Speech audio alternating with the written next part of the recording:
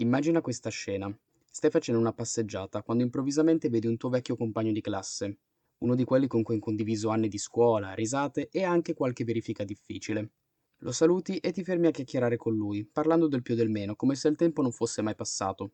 Lo aggiorni sul tuo nuovo lavoro e gli racconti tutto ciò che hai realizzato finora, magari con un po' di orgoglio o anche con una punta di soddisfazione.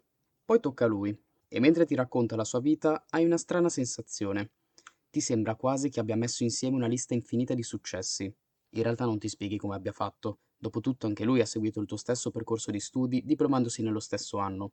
Non aveva nulla in più di te, eppure oggi sembra avanti anni luce. Com'è possibile che ora abbia un business tutto suo, si sia laureato ben 3 volte e ha anche avuto il tempo di mettere su famiglia? Se ti è mai capitata una situazione simile, puoi stare tranquillo, perché non sei il solo. Se invece sei semplicemente curioso di sapere come poter raggiungere tutti questi obiettivi in breve tempo, fermati un secondo, perché ho qualcosa di importante da dirti. Ma prima di tutto, ti do il benvenuto nel podcast di All Care Today, l'Odissea del cambiamento, nel quale affrontiamo temi come la crescita personale, il benessere e la salute mentale, con lo scopo di migliorare la tua vita a 360 gradi. Ovviamente questo podcast è disponibile sia su YouTube che su Spotify, per cui ti invito ad ascoltarlo da entrambe le parti. Ora mettiti comodo perché è giunto il momento di far partire la sigla.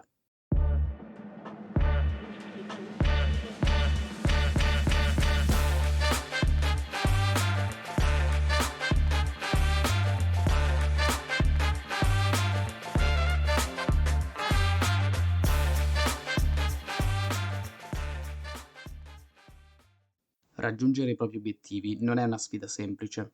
Spesso richiede molto impegno, sudore e sacrificio e non tutti purtroppo sono disposti ad accettarlo.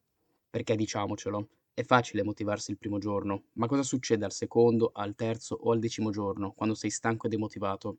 Quando ci poniamo nuovi obiettivi, pensiamo solo a ciò che vogliamo ottenere, senza tenere conto di tutte le sfide che potremmo incontrare lungo il cammino. Se per esempio vorresti laurearti entro la fine dell'anno, devi pianificare passo dopo passo il tuo percorso universitario. Innanzitutto devi fare un conto degli esami che ti mancano e riconoscere quali potrebbero essere gli ostacoli. Gli esami potrebbero anche essere semplici, ma se il professore del tuo prossimo esame boccia facilmente, devi trovare un modo per raggirare questo problema. Inoltre, devi gestire bene le ore di studio e i mesi che hai a disposizione per ogni esame. Sicuramente non potrai ottenere dei buoni risultati se studierai sempre all'ultimo e in modo superficiale. A tal proposito, se vuoi scoprire come gestire meglio il tempo che hai a disposizione, ti invito a dare un occhio all'articolo presente su www.allcaretoday.it, nel quale ti svelo 5 trucchi per gestire al meglio il tuo tempo ed essere più produttivo. Ma se pensi che questo sia l'unico problema che ti impedisce di raggiungere i tuoi obiettivi, ti sbagli di grosso. Spesso l'errore che commettono molte persone è quello di porsi degli obiettivi troppo grandi e distanti.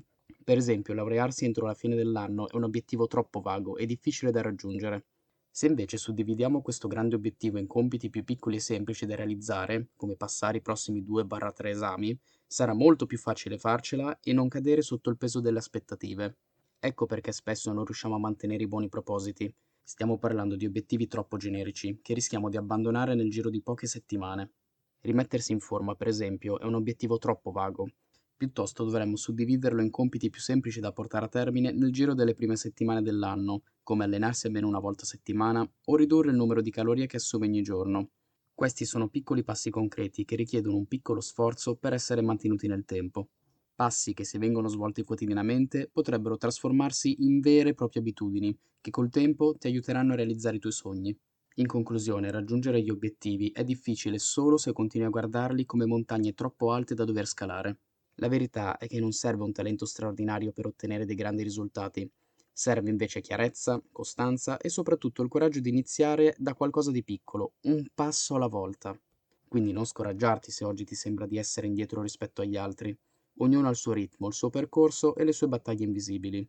Tu concentrati sul tuo percorso e ricorda che il cambiamento non è un traguardo da raggiungere, ma un viaggio da vivere, un'odissea per l'appunto.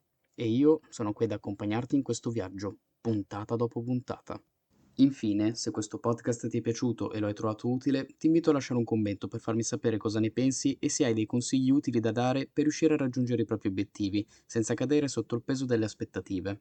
Ti invito anche a lasciare un mi piace e a iscriverti se ancora non l'avessi fatto.